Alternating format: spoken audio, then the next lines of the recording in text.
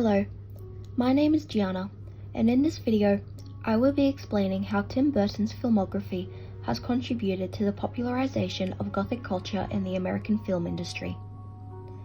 Tim Burton is one of several film directors to be regarded as an auteur.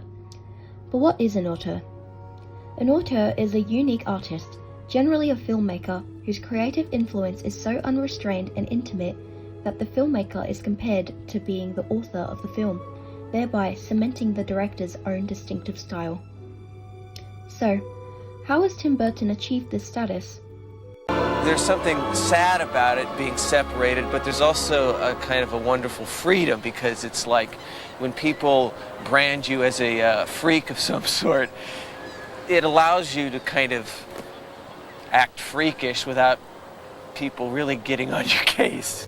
Burton's work has become easily very recognizable, and this is due to the notably dark and moody ambience within each of the worlds he creates and the characters he includes in them.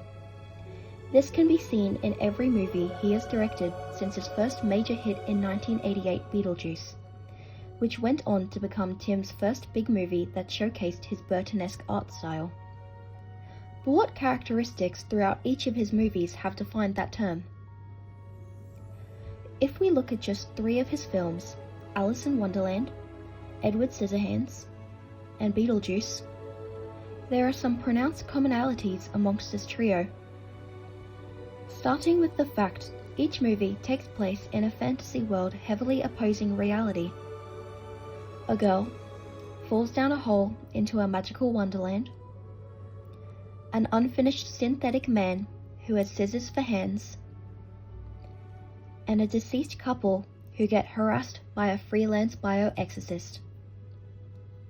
All 3 films dive into mythical worlds full of kooky characters and unlikely circumstances, but all fitting within a visually gothic tone with the use of certain color palettes and monster-like characters, like the Jabberwocky, Edward in his hands, and Beetlejuice in the afterlife realm.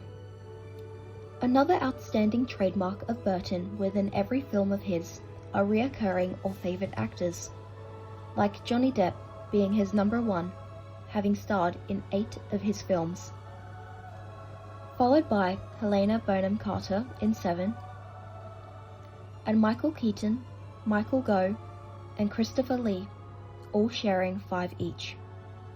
It is theorized Burton favors these actors in particular, or actors similar to them, to physically fit his gothic-natured vibe, such as pale white skin, big eyes, unconventional features, and high contrasting faces, using these to either separate or blend the characters to the world around them.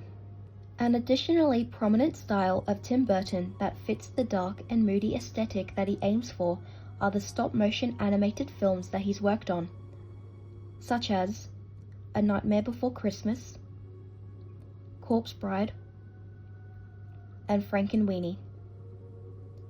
Films all of which not only showcase the physical features similar to those within his live-action films, but also delve into paranormal worlds beyond reality, also shown with the use of specific color palettes and monstrous characters, like Jack Skellington and Halloween Town, Emily and the Land of the Dead, and a resurrected zombie dog. Let's take this scene from Burton's 2005 remake of Charlie and the Chocolate Factory as an example of how noticeable the gothic undertones are from his film compared to the 1971 version. Drink it all. Augusto, sweetheart, save some room for later.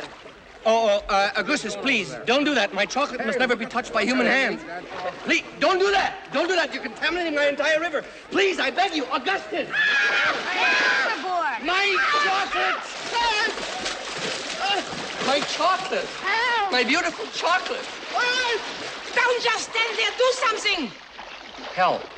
Police. Murder. Quick, Charlie, here. Hey, little boy, my chocolate must be untouched by human hands.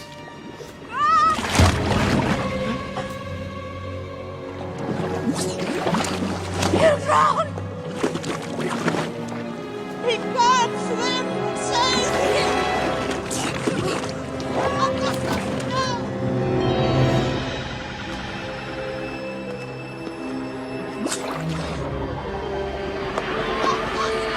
Burton's version of Willy Wonka heavily differs to that of the original in every way, starting with having him physically juxtaposing from the colourful scenery around him, to the less exaggerated movements, and the calmer tone in his voice, as well as the added cynical sounding music in the background at the beginning of the scene, which helps add more to the unsettling situation.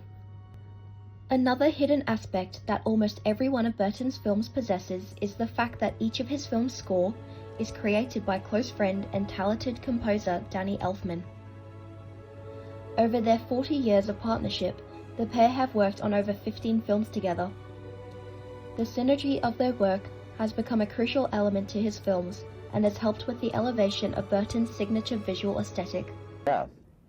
It's a funny thing, but see, that's the only, in our country, it seems like America is one of the few countries that doesn't acknowledge death. I mean, I collect like these Mexican Day of the Dead things, and in mostly every other culture, death is more accepted. It's part of life. I mean, and it's much more acknowledged in a way. Here, it seems it's much more swept under the carpet, so to speak. Overall, it wouldn't be a Tim Burton movie without bizarre and whimsical lands surrounded by a charming and otherworldly group of eccentric characters illustrated in a comedically wacky way. And after influences from surrealism and German expression in his youth, Tim Burton grew up to be an influential director for the popularization of the Gothic cinema that we have today.